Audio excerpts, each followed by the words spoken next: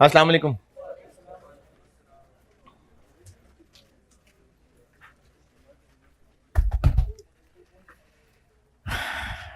दुरूद शरीफ पढ़ने।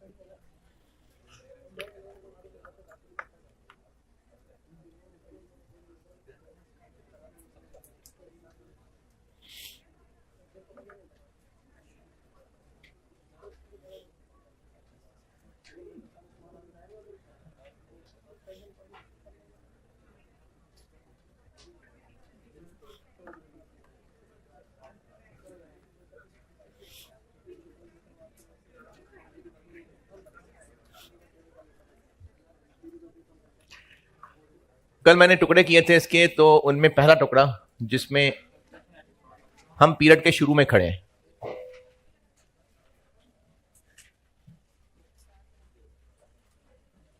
पीरियड के शुरू में खड़े होकर हम कुछ कैलकुलेशंस कर रहे हैं। कहानी मैंने ये बताई थी कि साल के शुरू में है तो डायरेक्ट, अच्छा, प्रोडक्ट कॉस्ट पर यूनिट जाननी क्यों जरूरी है? सेल प्राइस निकालनी है और भी डिसीजन मेकिंग करनी होगी, बजट बनाना होगा। बजट बजट ये क्या कह दिया मैंने? बजट क्या होता है? बजट होता है अगर आपने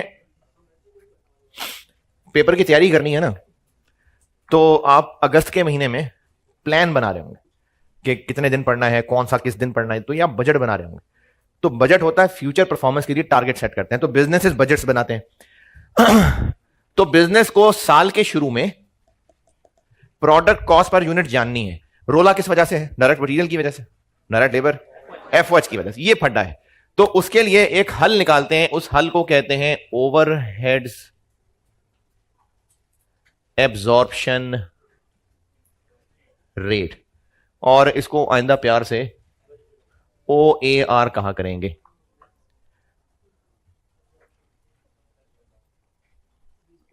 OAR। तो साल के शुरू में बिजनेस एक OAR कैलकुलेट करता है, ओवरहेड एब्जॉर्प्शन रेट। इसको एब्जॉर्प्शन क्यों कहते हैं ये शायद आज वरना कल बताऊंगा। रेट क्यों कहते हैं ये आज मिल जाएगा जिक्र। ओवरहेड्स क्यों कहते हैं? क्योंकि हम ओवरहेड्स ही पढ़ रहे हैं। तो OAR ये एक रेट है जो साल के शुरू में कैलकुलेट किया जाता है। It is a pre determined rate, यानी शुरू में कैलकुलेट कर रहे होते हैं अंदाजन वैल्यूज से। Pre determined rate based on budgeted information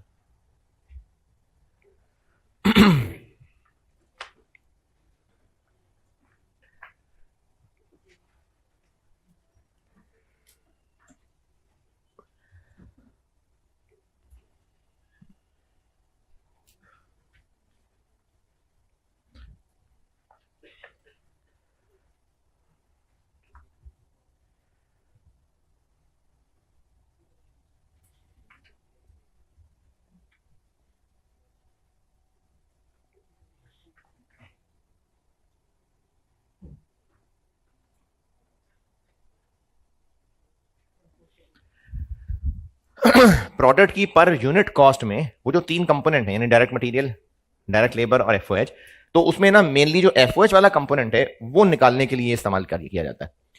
तो OAR है कोई रेट जो साल के शुरू में बजटेड इंफॉर्मेशन को यूज करके कैलकुलेट किया जाता है। बहुत कुछ लिखा, कौन सा वाला? आखिर में प्रोडक्ट कॉस्ट पर यूनिट, ये इन लिखा हुआ है। It is a pre determined rate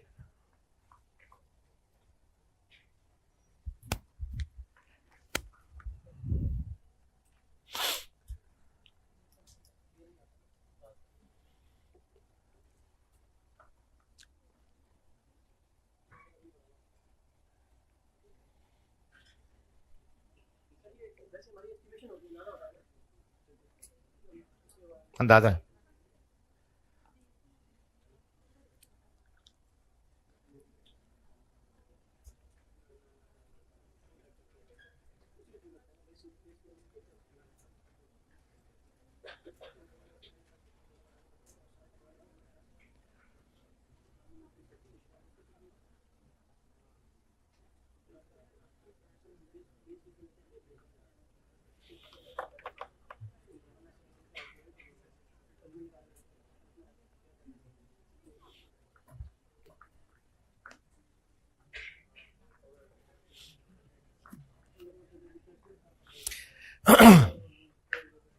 हाँ जी, यहां तक लिखा। अच्छा, अब ना मैं आपको ये रेट कुछ मिसालों से कॉन्सेप्ट समझाने की कोशिश करता हूं। अगर एक बिजनेस ने, बल्कि चलिए इंडिविजुअल की मिसालें देते हैं। अगर एक सवारी खरीदी है, बाइक है, गाड़ी है, तो उसके ऊपर खर्चा खरीदने के बाद पेट्रोल का भी होगा और बाकी मेंटेनेंस का होगा। अगर उस गाड़ी या बाइक का यूजर ये प्लान करना चाह रहा है कि मुझे इसका आइंदा हर महीने या साल के हिसाब से कितना खर्चा पड़ेगा, तो उसको कोई एक्सपर्ट ये कहेगा कि बस तुम ये अंदाजा रख लो कि मेंटेनेंस, ऑयल चेंज वगैरह सब मिला मिलू के को 50 रुपए पर किलोमीटर तुम्हें खर्चा पड़ेगा। इसकी इंटरप्रिटेशन क्या हुई है? 50 रुपए पर किलोमीटर खर्चा पड़ेगा कि अगर बस रफ रफ हिसाब ये समझ लो कि 1 किलोमीटर चलाओगे तो 50 रुपए का खर्चा है। ये 50 रुपए के अंदर पेट्रोल, फिल्टर चेंज, मेंटेनेंस सब डाल दिया। और मिसाल देता हूं, अगर किसी ने घर कंस्ट्रक्ट करना है और वो ये सोच रहा है इस पे कितना खर्चा लगेगा, तो हो सकता है उसको कोई एक्सपर्ट कहे कि तुम ये अंदाजा रख लो कि एक मरले के ऊपर कंस्ट्रक्शन कॉस्ट, मिसाल दे रहा हूं, 20 लाख रुपए आएगी। अब इसका फायदा क्या है उस प्लान करने वाले को? वो जितने मरले का घर बनाना चाह रहा है उस टोटल तक पहुंचना आसान हो जाएगा। और इस 20 लाख रुपए के अंदर सारे खर्चे, मजदूरों का खर्चा, ईंटें, बजरी सब शामिल है। और मिसाल देता हूं, अगर किसी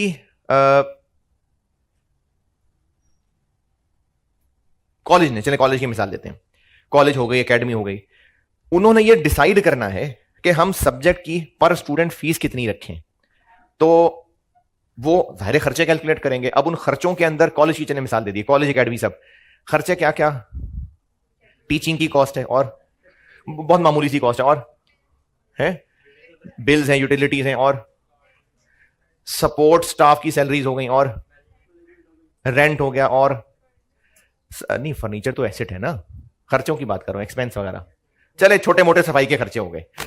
अब अगर उस बिजनेस को कोई एक्सपर्ट ये बता दे कि कॉलेज चलाने में इतना खर्चा है कि समझो एक स्टूडेंट का एक सेशन में 40,000 रुपए खर्चा है।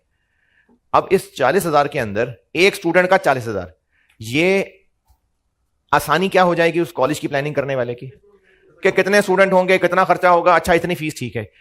ये बात की बात है कि इस एक्सपर्ट ने फिगर कैसे बोली। मैं आपको पहले ये बता रहा हूं कि इस तरह की फिगर का फायदा क्या है कि प्लानिंग करने में आसानी हो जाएगी। और मिसाल देता हूं, अगर एक बिजनेस ने एक प्रोडक्ट मैन्युफैक्चर करना है, बनाना है, तो वो ये सोचना चाह रहे हैं कि हम इसकी प्राइस क्या रखें।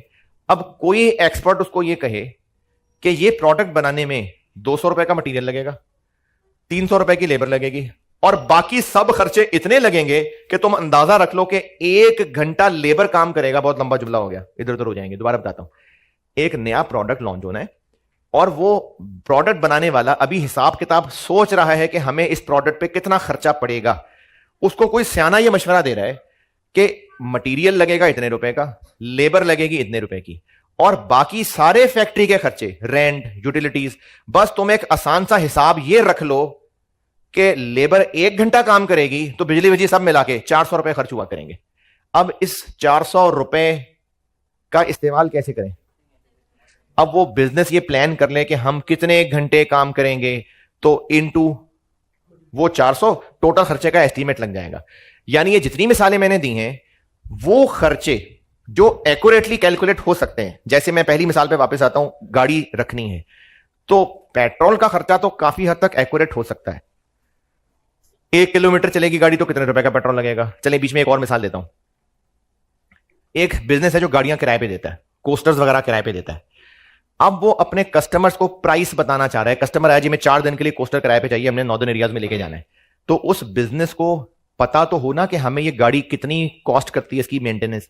तो अब उस बिजनेस वाले ने एक रफ सा हिसाब किताब किया।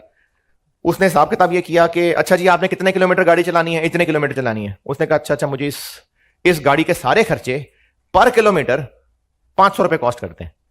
अब ये सारे खर्चे में ड्राइवर की सैलरी, उस कोस्टर की मेंटेनेंस, उसके साल का टोकन टैक्स देना, उसका ऑयल चेंज कराना, उसने जैसे भी 500 रुपए पर किलोमीटर निकाला। लेकिन पहले मैं ये बता रहा हूं कि इस 500 रुपए पर किलोमीटर का फायदा क्या हुआ उसको जानने का। अब वो प्लान कर सकेगा कि कितना टोटल किलोमीटर गाड़ी चलनी है और मुझे इस पे टोटल कितना खर्चा पड़ेगा। अब वो आसानी से कस्टमर को पैसे बता सकता है। तो पहले मैं आपको ये बता रहा हूं कि वो खर्चे जो डायरेक्ट नहीं है, लेकिन अगर हमें वो किसी रेट की शक्ल में पता चल जाए तो इस्तेमाल आसान हो जाएगा ना। मजा नहीं आया, समझा नहीं पा रहा मैं, बात नहीं समझा पा रहा। चलें और कोशिश करते हैं। अगर फोटोकॉपी वाला फोटोकॉपी की कीमत रखना चाह रहा है, प्राइस रखना चाह रहा है, उसको एक फोटोकॉपी का पेज कितने रुपए कॉस्ट करता है, उसको ये तो एक्यूरेटली पता होगा कि कागज कितने का होता है। क्यों? क्योंकि डायरेक्ट कॉस्ट है, एक कागज कितने का आता है उसको पता है। एक कागज पे कितनी इंक, कितने रुपए की इंक लगती है शायद ये भी कैलकुलेट कर पाए। लेकिन उसकी दुकान का किराया एक कागज के लिए कितना लगता है, उसकी मशीन की बिजली का बिल एक कागज के लिए कितना लगता है, ये नहीं पता ना, क्योंकि डायरेक्टली रिलेटेड नहीं है। तो वो जैसे तैसे सिखाता हूं, वो एक रेट कैलकुलेट करेगा कि मेरी दुकान के सारे खर्चे ऐसे ही हैं कि मुझे पर पेज 1.5 रुपया कॉस्ट करता है। अब इससे आसानी क्या हो जाएगी, वो प्लानिंग कर सकता है कि जितने भी मैंने फोटोकॉपीज करनी होंगी मतलब इतना खर्चा आएगा। तो जो तो होते हैं ना डायरेक्ट खर्चे, वो पर यूनिट पता होते हैं। लेकिन जो फैक्ट्री का रेंट है, जो लोगों की सैलरी है, इस्तेमाल आसान हो जाए, उसको एक रेट की शक्ल में कैलकुलेट कर लिया जाता है ताकि उसको ऑनवर्ड यूज कर सकें। ये रेट ऑनवर्ड यूज करना वाली बात समझा पा रहा हूं कि नहीं? सारे पक्की बात है। अब आते हैं रेट कैलकुलेट कैसे हो। सादी सी बात है हिसाब किताब की। फोटोकॉपी वाला अगर यह कैलकुलेट करना चाह रहा है कि सारे खर्चे महीने के पर पेज मुझे कितना कॉस्ट करते होंगे, कैसे कैलकुलेट करे? सिंपल सा मैथ का सवाल पूछ रहा हूं कि सारे खर्चे मुझे पर पेज कितने कॉस्ट करते होंगे। सारे खर्चों को ऐड करके टोटल जितनी कॉपीज करनी है उसमें डिवाइड कर दे। और अगर वो ये सब फ्यूचर एस्टीमेट कर रहा है तो खर्चों का भी अंदाजा लगा ले कि अगले महीने में टोटल कितने खर्चे होंगे और डिवाइडेड बाय कितनी कॉपीज करूंगा मैं। तो इससे डिवाइड करके वो एक रेट कैलकुलेट कर लेगा। ये वो रेट है। तो बिजनेसेस ओवरहेड्स को अंदाजा लगाने के लिए बजटेड इंफॉर्मेशन को यूज करते हुए एक रेट की शक्ल में कैलकुलेट करते हैं ताकि उसको ऑनवर्ड फिर यूज कर सकें। ये रेट और ऑनवर्ड यूज करना, कुछ बात बनी?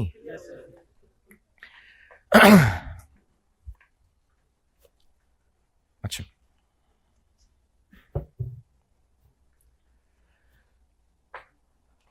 कैलकुलेट करने के लिए बस लिखने पे आते हैं। अभी बस जबानी कुछ बातें समझा रहा हूं। कैलकुलेट करने के लिए यानी रेट की शक्ल बनाने के लिए एक न्यूमरेटर होगा, एक डिनोमिनेटर होगा। न्यूमरेटर क्या होगा? खर्चा। डिनोमिनेटर क्या होगा? कोई चीज होगी जिसकी बेस पे रेट बनाना है। जैसे फोटोकॉपी वाला अपना खर्चा पर कॉपी निकालना चाह रहा है ना, तो वो ये रेट कैसे निकालेगा? टोटल अंदाजन खर्चा डिवाइडेड बाय टोटल अंदाजन नंबर ऑफ पेजेस। इसी तरह कॉलेज वाले अगर अपना खर्चा एक रेट की शक्ल में निकालना चाह रहे हैं पर स्टूडेंट करके, तो टोटल अंदाजन खर्चा डिवाइडेड बाय टोटल अंदाजन नंबर ऑफ स्टूडेंट्स। अगर कोई ट्रांसपोर्ट वाला अपना खर्चा किलोमीटर के हिसाब से निकालना चाह रहा है तो वो करेगा टोटल अंदाजन खर्चा डिवाइडेड बाय टोटल अंदाजन किलोमीटर। अगर कोई फैक्ट्री का मैनेजर रेट निकालना चाह रहा है कि हमारे कितने खर्चे होंगे और उनको वो लिंक करना चाह रहा है वर्कर्स के काम करने से, नंबर ऑफ वर्कर्स नहीं कह रहा, वर्कर्स के काम करने से, नंबर ऑफ आवर्स, तो वो फार्मूला क्या बना लेगा? टोटल अंदाजन खर्चा डिवाइडेड बाय टोटल अंदाजन नंबर ऑफ आवर्स। कमाल हो गया यार। तो OAR का फार्मूला बन गया टोटल बजटेड FOH, यानी टोटल अंदाजन सारे factory overheads divided by total budgeted units of base. क्या मतलब बेस? जिसकी बेस पे वो इसको OAR निकालना चाह रहा है, वो आवर्स की बेस पे करना चाह रहा है, किलोमीटर की बेस पे करना चाह रहा है, यूनिट्स की बेस पे करना चाह रहा है, नंबर ऑफ पर्सन की बेस पे करना चाह रहा है। तो बिजनेस ओवरहेड एब्जॉर्प्शन रेट एक रेट की शक्ल में निकालना चाह रहा है, अपने खर्चों को डिवाइड करेगा जिस बेस पे भी वो रेट निकालना चाह रहा है। और सवालों में भी और वैसे प्रैक्टिकली भी 6 मशहूर बेसिस हैं।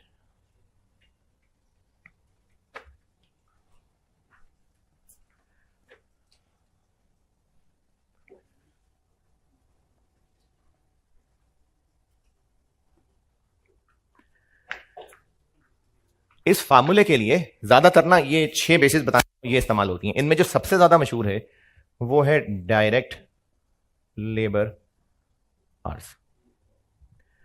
अच्छा, अगर ये बेस इस्तेमाल हुई, डायरेक्ट लेबर आवर्स क्या लगता है नाम से? जो हमारा प्रोडक्शन वर्कर है वो जितने घंटे काम करेगा। अच्छा, अगर ये बेस इस्तेमाल करनी हो तो फार्मूला क्या बन जाएगा? Total budgeted FOH divided by total budgeted direct labour hours. और ये अगर यहां रखा तो जो आंसर निकलेगा वो आंसर किस शक्ल में होगा? रुपीस पर लेबर आवर, पर आवर।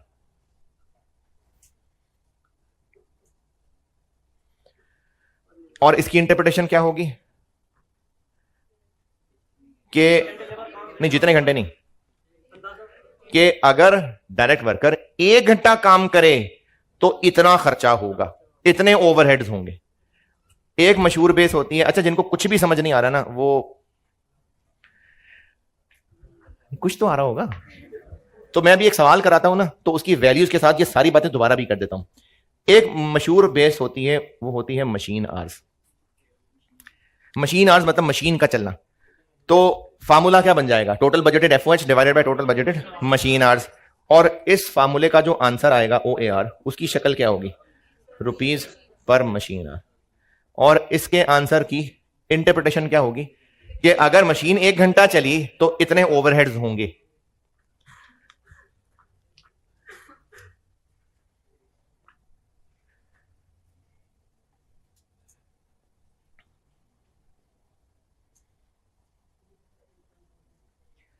फिर एक मशहूर बेस होती है जो हम प्रोडक्ट बना रहे हैं उसके number of units. Total budgeted FOH total budgeted production. और इसका जो आंसर बनेगा वो बनेगा रुपीस पर यूनिट। और इसकी इंटरप्रिटेशन होगी कि अगर 1 यूनिट बना तो इतना खर्चा होगा। इतना खर्चा होगा यानी इतना मटेरियल और लेबर लगेगा? नहीं, इतना FOH होगा। मटेरियल लेबर तो हमें पता है, FOH निकालने के लिए जुगाड़ लगा रहे हैं, FOH निकालने के लिए कोई कोशिश कर रहे हैं। ज्यादा मशहूर ये हैं। फिर इसके अलावा और भी हैं 3। Direct material cost. ये ज्यादा समझा सकूंगा अभी सवाल कराते हुए। इसका फार्मूला क्या बन जाएगा? Total budgeted FOH divided by total budgeted direct material cost. जी, मैंने इसलिए कहा कि इसको मैं सवाल करके बेहतर समझा पाऊंगा। इसमें OAR किस शक्ल में निकलेगा? रुपीस पर केजी। ये मैंने अगर लेबर आवर्स यूज किए तो ऊपर क्या लिखे हुए? रुपीस। नीचे क्या है? आवर्स। तो आंसर आ रहा रुपीस पर आवर। ऊपर रुपीस है, नीचे यूनिट्स हैं, रुपीस पर यूनिट। ऊपर है टोटल बजटेड FOH, रुपीस है। Total budgeted direct material cost, वो भी रुपीस है। तो रुपीस तो कैंसिल हो जाएंगे, तो क्या रहेगा? फिर एक रेशियो आ जाएगी जिसको हम परसेंटेज की शक्ल में लिखा करेंगे। ये मैं आपको एक सवाल अभी कराता हूं तो ये बात समझाता हूं। ये परसेंटेज वाली बात मैं अभी सवाल करके समझाता हूं। हां, इसका इस्तेमाल करना कैसे होगा वो भी आगे चैप्टर्स में, आगे लेक्चर्स में आएगा। अगर बेस रखनी है डायरेक्ट लेबर कॉस्ट, अगले चैप्टर्स में ये ज्यादा मशहूर बेस इस्तेमाल होती है। तो फार्मूला क्या बन जाएगा? Total budgeted FOH divided by total budgeted direct labour cost, और इसका आंसर भी एक परसेंटेज की शक्ल में होगा।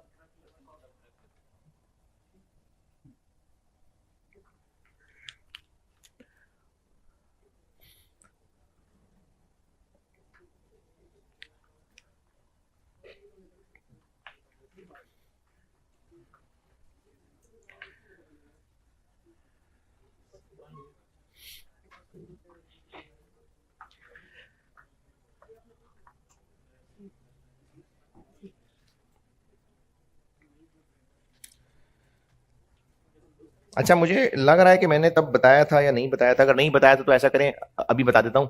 इन्वेंट्री वैल्यूएशन के शुरू शुरू के लेक्चर्स में आए, रजिस्टर अगर अभी मौजूद है तो। अच्छा, शुरू शुरू के कहां? जब मैंने इन्वेंट्री की कॉस्ट कैसे निकालते हैं वो शाखें बनाई होंगी, और उसमें ट्रेडिंग बिजनेस, मैन्युफैक्चरिंग बिजनेस की शाखें निकाली होंगी, और फिर जब मैन्युफैक्चरिंग बिजनेस की फिनिश गुड्स की बात की होगी तो उसमें लिखा होगा डायरेक्ट मटेरियल, डायरेक्ट लेबर और एफओएच। जो बात बताने लगा हूं, अगर वो पिछले पेजेस मिल जाते हैं तो बेशक वहां लिख लें, अगर नहीं मिल रहे तो खैर है यहां लिख लेना। वो जो तीन चीजें थी, डायरेक्ट मटेरियल, डायरेक्ट लेबर और एफओएच, इन तीन में से डायरेक्ट लेबर और एफओएच को मिला के कन्वर्जन कॉस्ट कहते हैं। ये बताया था ना। डायरेक्ट मटेरियल और डायरेक्ट लेबर को मिला के प्राइम कॉस्ट कहते हैं। दोबारा बता रहा हूं, direct material cost, direct labour cost और एफओएच। तब कहीं ये बताया हुआ है मैंने कि इनको मिला के कन्वर्जन कॉस्ट कहते हैं। शायद उससे पिछले लेक्चर में बताया हो, लेकिन कहीं बताया था। और इन दोनों को प्राइम कॉस्ट कहते हैं। अगर नई पेजेस मिल रहे पुराने तो खैर है, आज लिख लें। प्राइम कॉस्ट ही बताया हुआ। तो इनको कन्वर्जन कॉस्ट कहते हैं मिला के टोटल, और इन दोनों को मिला के प्राइम कॉस्ट कहते हैं।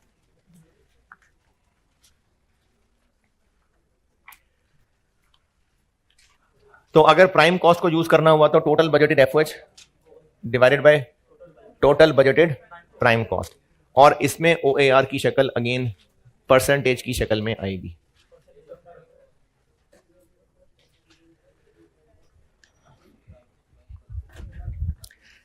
जिनको ये सारी बातें कुछ भी समझ नहीं आई, कोई मसला नहीं। अभी एक सवाल करते हैं, थोड़ा सब्र रख लें।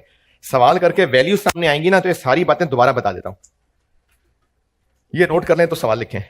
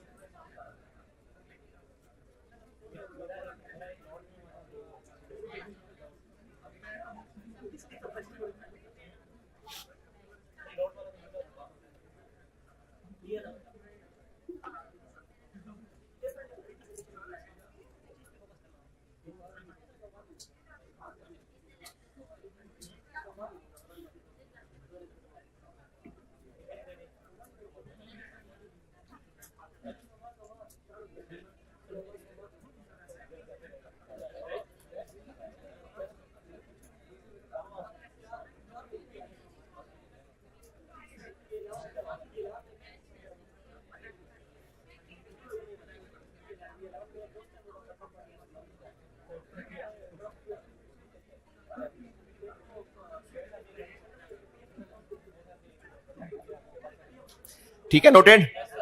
चलें सवाल लिखें। फॉलोइंग बजटेड इंफॉर्मेशन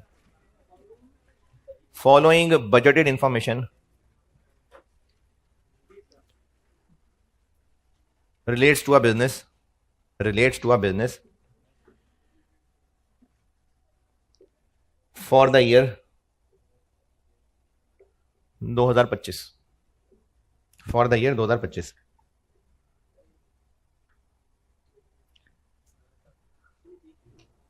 अब इस फॉलोइंग इंफॉर्मेशन में नंबर 1,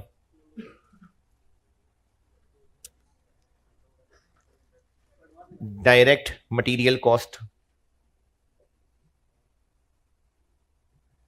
6 लाख रुपए, 600,000। डायरेक्ट लेबर कॉस्ट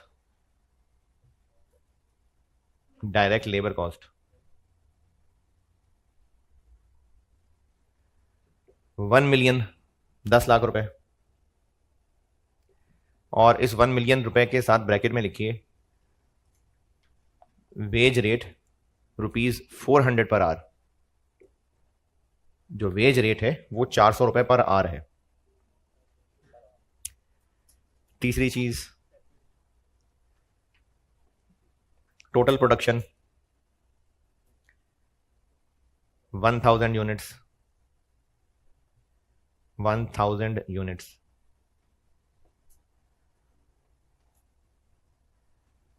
चौथी चीज,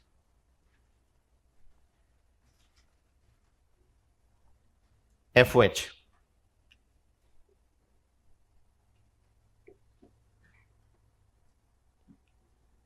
4,20,000, 420,000।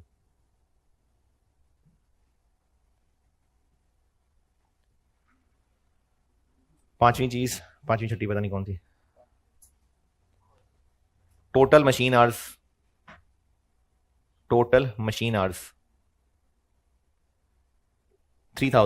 3,000 घंटे।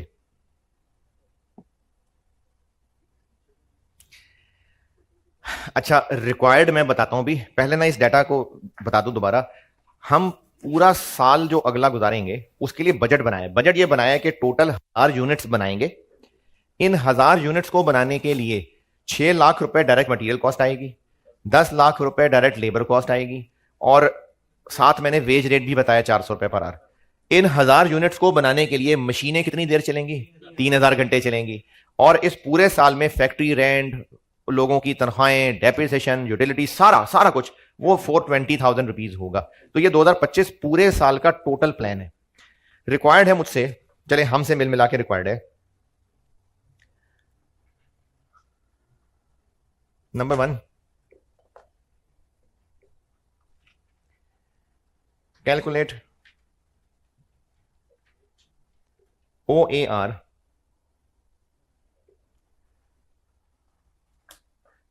using each of the 6 bases,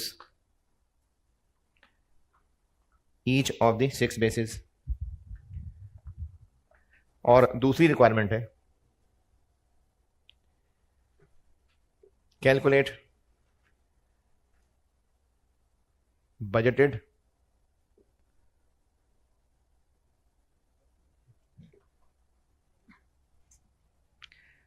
product cost per unit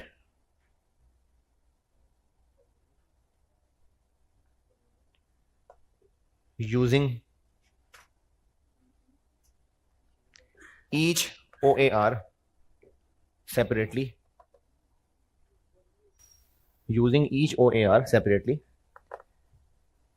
calculated above। ये जो रिक्वायरमेंट 1 में 6 OAR निकाले होंगे, इन 6 को अलग अलग यूज करके प्रोडक्ट की कॉस्ट पर यूनिट निकालनी है। अच्छा, अब ये मिल मिला के करते हैं। पहले मैं OAR निकालता हूं। हम OAR निकालते हैं।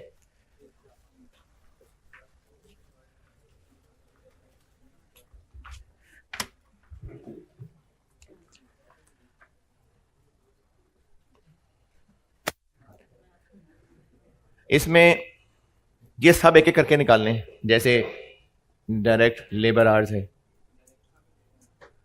इसको बेस लेंगे एक बार। एक बार बेस रख लेते हैं मशीन आवर्स को, एक बार बेस रख लेते हैं प्रोडक्शन को, एक बार बेस रख लेते हैं डायरेक्ट मटेरियल कॉस्ट को, एक बार रख लेते हैं डायरेक्ट लेबर कॉस्ट को, और एक बार रख लेते हैं प्राइम कॉस्ट को। अच्छा, इनमें से ना दो मैं कर देता हूं, बाकी फिर आप करेंगे। मशीन आवर्स निकालते हैं, क्या तरीका होगा? Total budgeted FOH divided by total budgeted machine hours, 140 पर मशीन आवर। अच्छा चलिए ये एक निकाल देता हूं। अगर based on direct material cost हुआ तो जी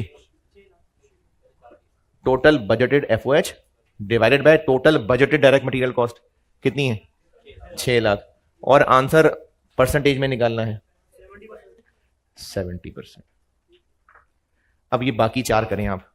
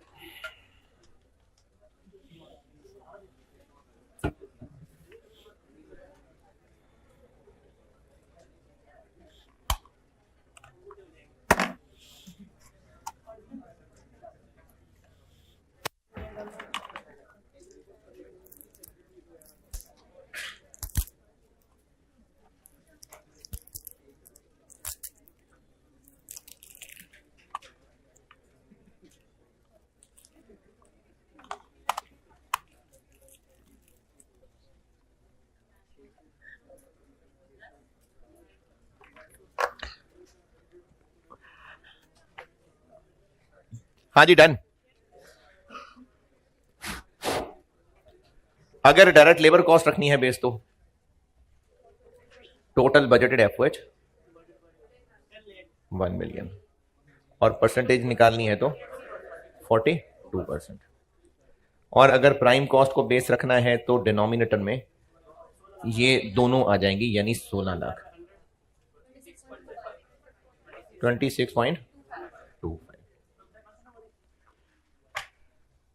क्या ना करें।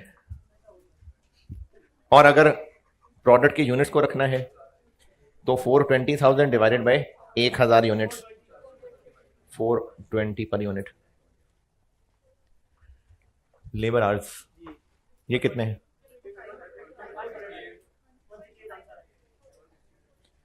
अगर पूरे साल में टोटल हमने प्लान किया है कि 10 लाख रुपए की लेबर कॉस्ट होगी, और साथ ये भी कहा है कि 400 पर आर है, तो नंबर ऑफ आवर्स निकल सकते हैं। कैसे? डिवाइड कर दिया 25,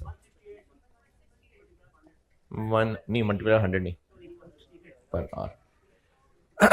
ये 2500 नहीं समझ आया जिसको, तो 10 लाख बना कैसे होगा?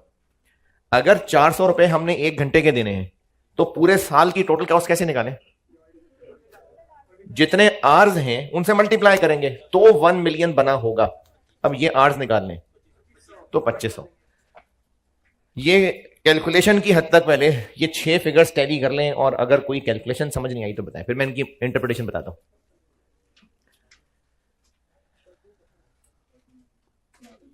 हाँ जी, अच्छा, अब इनका मतलब क्या है?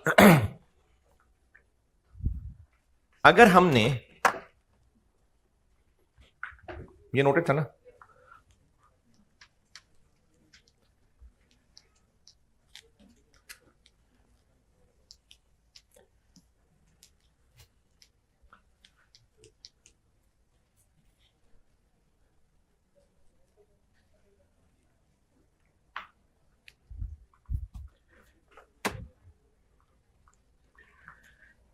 दूसरी रिक्वायरमेंट रखी थी मैंने, कॉस्ट पर यूनिट।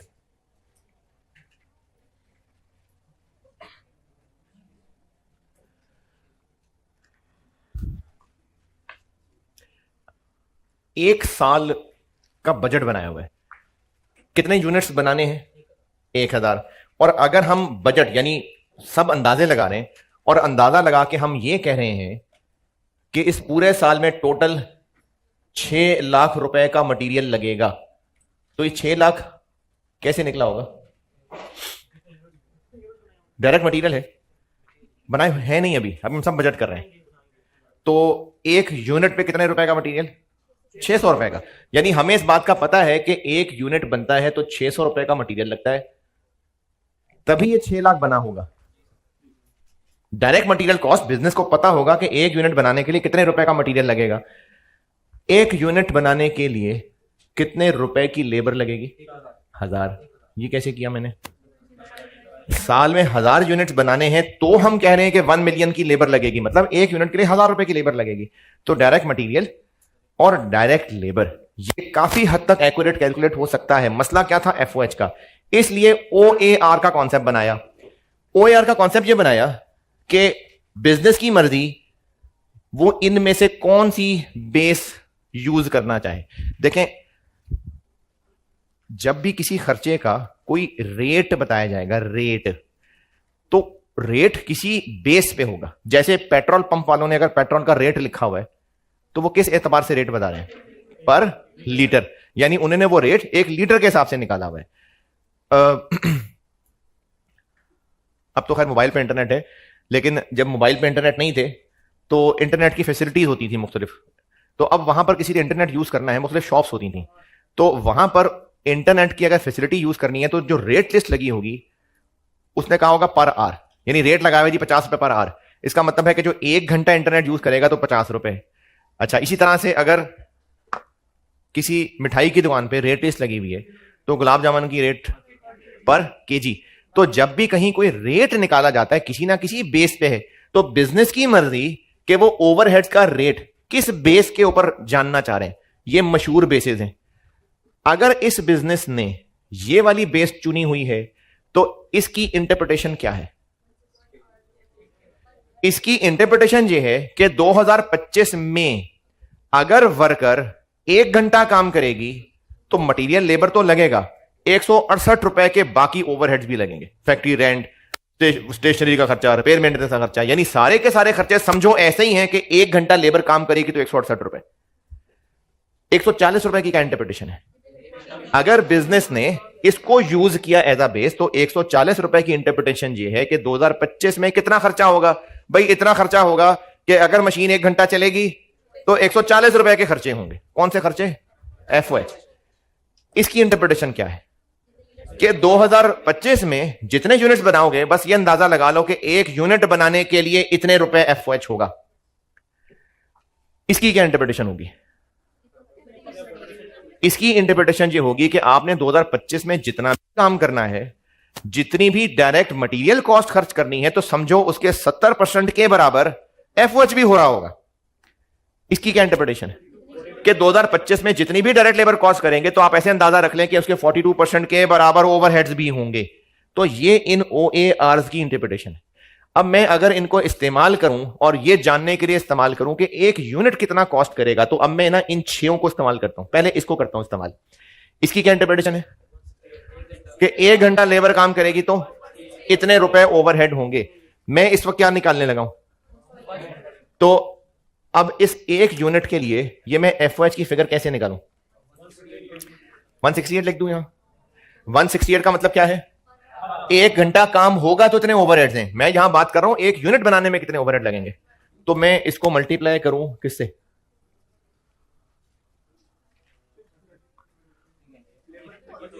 दोबारा सुने, हमने अभी इस वक्त कॉस्ट पर यूनिट निकालनी है, यानी 1 यूनिट बिजनेस को कितने रुपए कॉस्ट करेगा ये जानना चाह रहे हैं। 1 यूनिट बनाने के लिए इतना मटेरियल लगेगा, इतने रुपए के लेबर का खर्चा होगा, इतने रुपए एफओएच का खर्चा होगा, ये जानना चाह रहा हूं। 168 क्या है? 1 घंटा वर्कर काम करेगा तो इतने ओवरहेड्स हैं। मुझे पर यूनिट तक पहुंचना है। ये 168 क्या है? पर लेबर आर। मुझे रुपीस पर यूनिट तक पहुंचना है। हां जी, मुझे ये जानना पड़ेगा कि अच्छा 1 घंटा काम हो तो इतना खर्चा है, 1 यूनिट बनाने के लिए कितने घंटे लगेंगे, उससे मल्टीप्लाई करेंगे तो यहां तक पहुंचेंगे। कैसे पता 1 यूनिट के लिए 2.5 घंटे लगेंगे? क्योंकि पूरे साल में 1000 यूनिट्स बनने हैं और 1000 यूनिट्स बनाने के लिए टोटल इतने आवर्स लगने हैं। तो 1 यूनिट बनाने के लिए 2.5 आवर्स लगने हैं। 2.5 क्या आंसर बना? 420।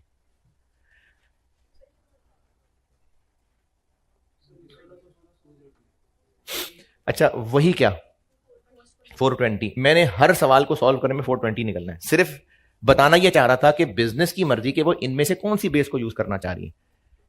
इन सब का आंसर 420 निकलेगा, देख लेना। लेकिन मैं, क्योंकि डाटा ही एक है, लेकिन मैं सिर्फ ये वैरायटी बता रहा हूं कि अगर बिजनेस ये यूज करना चाहे तो क्या, ये करना चाहे तो क्या, ये करना चाहे तो क्या। इसलिए सेम डाटा से मैं 6 सवाल करके दिखा रहा हूं। हैं किससे? बिजनेस की मर्जी वो किसको ज्यादा बेहतर समझता है।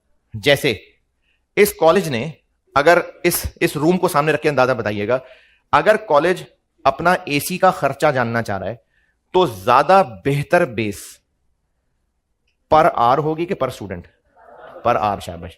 तो बिजनेस को यह देखना पड़ेगा कि उसको ज्यादा बेहतर रियलिस्टिक बेस क्या लगती होगी। तो इनमें से जो ज्यादा बेहतर लगती होगी बिजनेस वो यूज करेगा, और स्टूडेंट को बताई होगी कौन सी बेस है। मैं तो आपको इन सारे बेसिस का मतलब और इनका इस्तेमाल बता रहा हूं। ये 168 से 420 कैसे बनाया? अच्छा ये जो काम किया ना, ये आपको पूरी कॉस्ट में आगे बहुत दफा करना है। ये तो आप ऐसे ऐसे करने लग जाएंगे। 168 क्या है? एफओएच पर लेबर आर, पर यूनिट तक पहुंचना है। तो 1 यूनिट के लिए कितने आवर्स लगेंगे उसे मल्टीप्लाई करते, तो ये बन के रुपीस पर यूनिट आ जाएगा। अच्छा ये कोई नया काम नहीं, पहले किया हुआ है। ये जब मैं शुरू में बेसिक कॉन्सेप्ट पढ़ा रहा था ना, ये काम किया हुआ है आप लोगों ने। मैंने कहीं ना कहीं लिखवाया था कि 1 यूनिट बनाने के लिए कितने आवर्स लगेंगे। ये काम किए हुए हैं पहले। चले अभी भी कच्चा कच्चा है तो दूसरे में बेहतर हो जाएगा, उम्मीद है। दूसरा है मशीन आवर्स। अगर कॉस्ट पर यूनिट निकालना चाहें तो 1 यूनिट बनाने के लिए मटेरियल लगेगा 600, लेबर लगेगा 1000, FOH। अब इस फिगर तक पहुंचना है, मैनेजमेंट ने OAR क्या निकाला हुआ है, 140 पर मशीन आर। क्या इंटरप्रिटेशन है कि मशीन 1 घंटा चलेगी तो इतना खर्चा होगा। अब मैं ये जानना चाह रहा हूं कि एक यूनिट को बनाने में कितना खर्चा होगा, तो 140 को किससे मल्टीप्लाई करो, 3 रुपए नहीं है, 3 आवर्स। क्यों? क्योंकि 140 1 घंटा मशीन चलेगी तो इतना खर्चा है। ये क्या है, एक यूनिट को बनाने के लिए 3 घंटे मशीन चलानी पड़ेगी। कैसे पता? टोटल पूरे साल में 1000 यूनिट्स बनाने हैं, 3000 घंटे लगने हैं, मतलब एक यूनिट पे 3 घंटे लगते हैं। तो इसको 3 से मल्टीप्लाई किया। अच्छा, इस वक्त ना हम ये नहीं खेल रहे, अरे देखा फिर वही आ गया, हो ये तो हमने सेम लाना था। ये बराबर लाने की गेम नहीं हो रही है। यानी इस सारी कहानी का एंड रिजल्ट ये नहीं है कि जो मर्जी कर लो जवाब एक ही आएगा, ये नहीं सिखा रहा। मैं आपको ये सिखा रहा हूं कि अगर बिजनेस ने ये इस्तेमाल करनी है तो बाकी नहीं निकाले होंगे बिजनेस ने, वो बिजनेस पर यूनिट कैसे निकालेगा? अगर बिजनेस इसको लिफ्ट कराता होगा तो बाकियों को नहीं कराता होगा, तो वो बिजनेस जो ये यूज किया करता है वो कैसे पर यूनिट कॉस्ट निकालेगा, ये सिखाने लगा। इसी तरह बाकी 4 आप पूरे करें।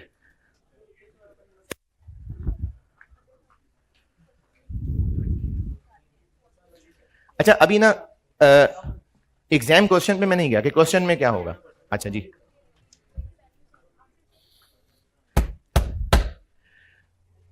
इसी डेटा से यूज कर रहे होंगे तो इसलिए आंसर सेम ही आ रहा होगा। मैंने तो एक ही डेटा है जिसमें 1000 यूनिट्स बनने, सब आपस में रिलेटेड चीजें हैं ना।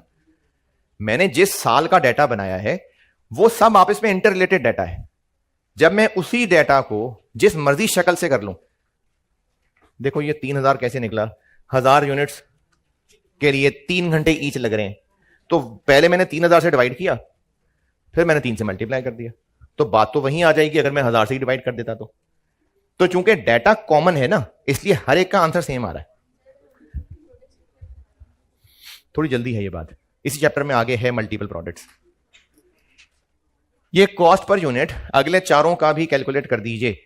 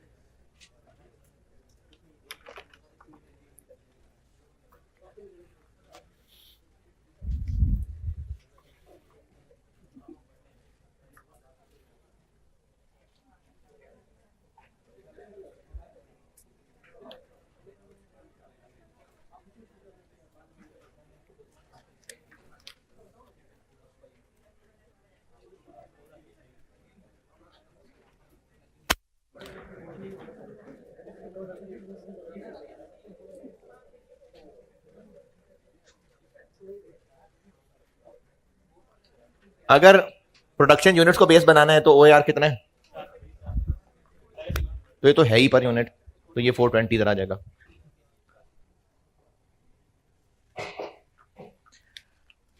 अगर मटेरियल कॉस्ट को बेस रखना है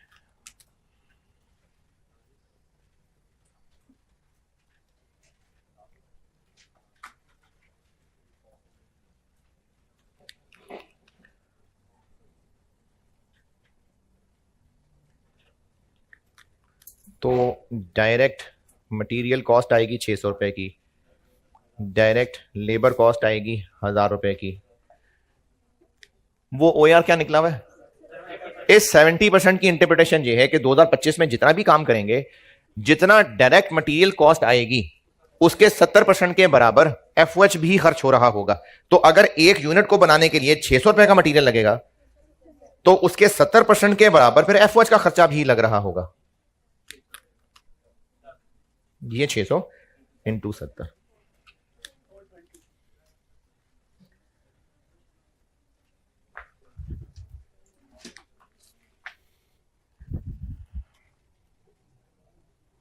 अगर डायरेक्ट लेबर कॉस्ट यूज करें तो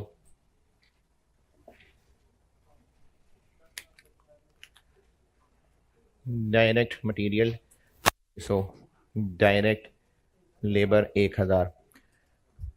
इसकी क्या इंटरप्रिटेशन है नूर? हाँ जी, कि 2025 में जितनी भी लेबर कॉस्ट आएगी उसके 42% के बराबर FOH भी हुआ करेंगे। तो अब मैं इसको पर यूनिट जानना चाह रहा हूं, तो हम कहेंगे कि अगर एक यूनिट को बनाने में 1000 रुपए की लेबर लगेगी, ये वाला 1000, तो इसके 42% के बराबर FOH भी लगेंगे।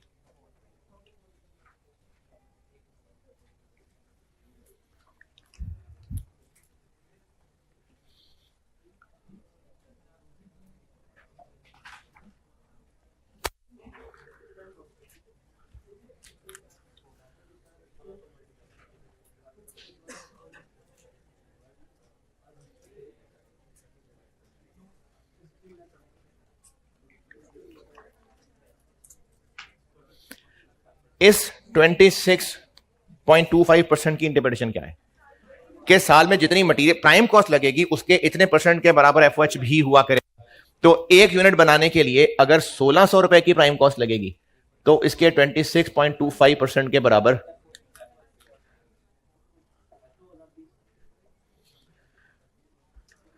तो OAR साल के शुरू में बिजनेस एक रेट कैलकुलेट करता है और इस रेट के अंदर वो सारे FOH कवर कर लेता है। यानी सारे के सारे FOH क्या होते हैं? फैक्ट्री ओवरहेड्स होते हैं। अरे कैसे याद रख लेते हैं ऐसी बातें? होते क्या हैं? डायरेक्ट मटेरियल, डायरेक्ट लेबर के अलावा फैक्ट्री के सारे खर्चे। तो वो सारे खर्चे इसमें सिमट आए हुए हैं। तो OAR का कॉन्सेप्ट है कि बिजनेस ऑनवर्ड्स कैलकुलेशन में आसानी हो तो साल के शुरू में ओवरहेड्स का एक रेट कैलकुलेट कर लेगा। इसको एब्जॉर्प्शन क्यों कहते हैं ये कल बताऊंगा इंशाल्लाह, लेकिन ये एक रेट है, ओवरहेड्स का रेट है। क्या बेस रखनी है ये बिजनेस को पता है, जो उनको ज्यादा बेहतर लगता है। किसी ना किसी बेस जो कि मशहूर ही अच्छे हैं, इनमें से कोई एक बेस बिजनेस ने यूज की होगी और इसको यूज करना बिजनेस को आना चाहिए। OAR कैलकुलेट करना और वो जो मैंने उसको इस्तेमाल किया है, इसमें बताएं अब कच्चा कच्चा थोड़ा थोड़ा पक रहा है, तो क्या सवाल है और पूछना?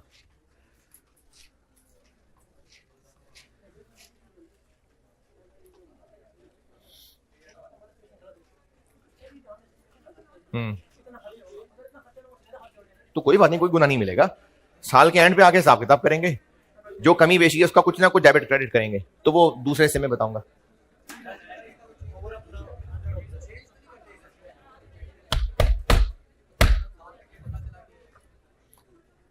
थोड़ी ऊंची बात है, लेकिन कंपनी की मर्जी है कि वो ये जो OAR कैलकुलेट कर रहे हैं ये पूरे साल के लिए कैलकुलेट कर रहे हैं या महीने महीने के लिए करेंगे, क्वार्टर क्वार्टर के लिए करेंगे, ये मैनेजमेंट की मर्जी। हाँ जी, इसमें किसी ने कुछ नहीं पूछना।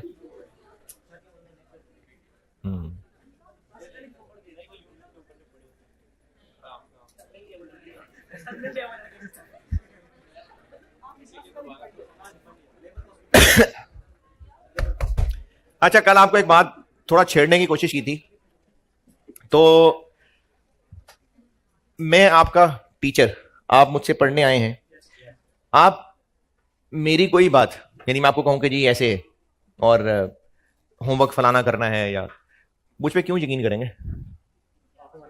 हैं? अच्छा, ये तो एक फॉर्मल जवाब है क्योंकि आप उस्ताद हैं, नहीं अंदर की बात नहीं। आप मुझ पे ट्रस्ट कर रहे हैं, क्यों कर रहे हैं ट्रस्ट? कैसे पता मुझ पर ट्रस्ट करके पास हो जाए हैं? तो मेरे पास्ट की खबरें पहुंची हैं तो यकीन बना है, और मेरे पास की खबरें या तो खुद ही पढ़ पढ़ के आपको खबर पहुंच गई, या आपने अपने दोस्तों से, सीनियर से सुन लिया, और उस पे चूंकि वो परफॉर्मेंस भी चलो सामने आ गई कि बच्चे पास हो गए, सर्टिफिकेट मिल गया, या समझाना आसान हो गया। सर्टिफिकेट खरीदने बच्चों को मैटर नहीं करता, लेकिन चलें समझ आसानी से आ गई, तो आपका फिर यकीन बन गया। अब जब यकीन बन गया तो फिर मैं जो भी कहूंगा आप उसको मान रहे होंगे। हां, अगर टाइम हुआ तो हो सकता है आप उसको क्रॉस चेक भी करें, हो सकता है। और अगर या तो टाइम नहीं है, या फिर आप किताब खोल के पढ़ते हैं और आपको फिर भी कुछ समझ नहीं आता, तो फिर मानना पड़ेगा ना। तो इसलिए मेरी बात मानने के लिए पहले मुझ पे यकीन करना पड़ेगा। मुझ पे यकीन करेंगे तो मेरी बात मानेंगे, वरना बात नहीं मानेंगे। तो जब किसी की भी बात माननी होती है ना, अथॉरिटी, इंसान की फितरत है कि उसने किसी को ओबे करना है। ये हो नहीं सकता कि इंसान किसी को ओबे ना करे, उसने इंसान को ओबे करना है। आप अपने अब्बा जी की बात क्यों मानते हैं? चलो, बचपन में क्यों मानते रहे हैं? अब्बू जी हैं, तो ये कैसे पता कि अब्बू की बात माननी होती है? क्योंकि मार पड़ी है ना, ये स्टैब्लिश हो गया कि अब्बा जी अथॉरिटी हैं। अच्छा, होते ना अब्बा जी अथॉरिटी हैं, अगर किसी के घर में अम्मी अथॉरिटी हैं तो गड़बड़ है, अथॉरिटी अब्बा जी हैं। तो जब बचपन में मार पड़ गई, और ज्यादा दफा मार पड़ गई, हो सकता है आपको, हो सकता है बहन भाइयों को, तो यकीन बन गया कि हाँ अब्बू की बात माननी है। तो ये जो मैं आपको सब कल बातें बताने की कोशिश कर रहा था, चूंकि सामने बैठे हुए लोग सब बिलीवर्स हैं ना, तो इसलिए बात जरा करनी आसान होती है। बस कच्चा कच्चा काम रह गया होता है, सुस्ती रह गई होती है। ऐसा कोई मसला ऐसा नहीं होता कि आपको मैं कोई नई चीज बताने लगा। तो ये सब आपको झंझोड़ दिया, कुछ झंझोड़े गए, कुछ नहीं झंझोड़े गए, आस्ता आस्ता झंझोड़े जाएंगे। ये तो समझ आ गई शायद कि मरना है और उसके बाद दोबारा जिंदा होना है। अगर नहीं यकीन तो कोई बात नहीं, जब होंगे तो पता लग जाएगा। तो फिर फिक्र की बात है कि अच्छा फिर करना क्या है। आपको ये किसी ने यकीन दिला दिया कि आई कैप एक इदारा है और उसने एग्जाम लेना है, आपको यकीन आ गया, करना क्या है? तैयारी करनी है। किस चीज की तैयारी करनी, कैसे पता चलेगा? सिलेबस पढ़ना पड़ेगा ना। और अगर आप की अभी थोड़ी अहलियत में कमी है तो फिर आपको टीचर्स को फॉलो करना पड़ेगा। और आई कैप डी बार कर देगा, 2 साल के बाद खत्म, 4 साल के बाद खत्म, जरा सख्त सजा है। तो फिर आई कैप ही ये इंश्योर करेगा कि टीचर्स, कॉलेजेस भी सही हों। ये आई कैप फिर इंश्योर करेगा, क्योंकि अगर स्टूडेंट को सजा इतनी सख्त मिल रही है तो फिर आई कैप की जिम्मेदारी है इंश्योर करना कि सही लोग हों जो पढ़ाने में इन्वॉल्व हों। तो अल्लाह ताला ने जब दुनिया के अंदर हमें टेस्ट के लिए भेजा और उस टेस्ट का रिजल्ट इतना जबरदस्त या इतना सख्त है, तो ये हो नहीं सकता कि अल्लाह ताला फिर गाइडेंस ना दे। ये हो नहीं सकता। और वी बीइंग मुस्लिम्स, हमारा ईमान ये है कि जो हमारा दीन है ये अल्लाह की तरफ से आखिरी दीन है, और जो हजरत मोहम्मद सल्लल्लाहु अलैहि वसल्लम है ये आखिरी नबी हैं। तो जो उनकी गाइडेंस है वी हैव टू फॉलो। सबसे बड़ा मसला कभी ये जानने की कोशिश ही नहीं कि दीन की गाइडेंस है क्या, यानी क्या क्या चीजें जो हलाल हैं, क्या क्या चीजें जो हराम है, सीखने की कोशिश नहीं की। अब मैं क्या आपको यहां पर आलिम दीन बना के भेजूंगा? नहीं कर सकता, टाइम नहीं है। तो मैंने आपको पूरे सेशन में ना बस थोड़ा थोड़ा करके झंझोड़ना ही। अब उस झंझोड़ने के लिए इस तरह की फिक्री बातें भी हो सकती हैं। फिर आपको अगर मैं पूछूं कि आपको, बल्कि चले मुझे क्या बताएं, अपने आपको बता दें कि जो आपने पहले 5, 10, 15 साल स्कूलों में पढ़ा है, या आपकी फैमिली में जो आपके कोई बड़े बूढ़े हैं, वो करेक्टर्स, टीचर्स और बड़े बूढ़े रिश्तेदार जो आपको दिल से अच्छे लगते हैं, उनमें अगर कोई कॉमन कैरेक्टरिस्टिक ढूंढेंगे तो क्या होगी? वो उस्ताद जो आपको लगता है कि हाँ अच्छे हैं, दिल से इज्जत है, या वो अंकल आंटी चचा मामा ताया जो आपको अच्छे लगते हैं, आप इज्जत करते हैं, क्या कॉमन कैरेक्टरिस्टिक होगी? है इखलाक अच्छा होगा। और जो हमारा दीन है ना, ये कोई परसेंटेज डिफाइन नहीं है, लेकिन रफ सी बात बता रहा हूं, 70-75% इखलाक है, पब्लिक डीलिंग 20-25% इबादत है। तो ये जो आपको झंझोड़ना है वो तो चलो झंझोड़ना ही है। उसके अलावा एक काम और करूंगा जो कल से इंशाल्लाह कंटिन्यू कर दूंगा। आश्रम की जिंदगी, जो मुबारक जिंदगी है, उनमें आश्रम की आदात है, आश्रम के फरमान है, फरमान जिसको हम हदीस भी कहते हैं। तो उसमें कुछ कंपाइल्ड एक लिस्ट, जिसमें कोशिश करूंगा कि इखलाक से रिलेटेड रोज की कोशिश करूंगा, लेकिन चलो अगर रोज ना भी हो सका तो पूरे सेशन में कुछ 30-40 तो शायद पहुंच ही जाए हदीसें, वो मैं एक हदीस सुना दिया करूंगा। एक काम ये करूंगा। उसके अलावा भी कुछ और चीजें भी सोची हुई हैं, कभी मैं ही कुछ पीरियोडिक बयान कर दिया करूंगा, कुछ और छोटा मोटा कोर्स भी सोचा हुआ है। ये कोशिश करूंगा कि इन 4 महीनों के अंदर झंझोड़ के और फिक्र बना के चल सकूं। तो एक काम जो कल इंशाल्लाह शुरू कर लूंगा, वो इखलाक से रिलेटेड मुख्तलिफ अहादीस हैं, वो एक एक करके सुना दिया करूंगा। चलें ठीक है, अल्लाह हाफिज़।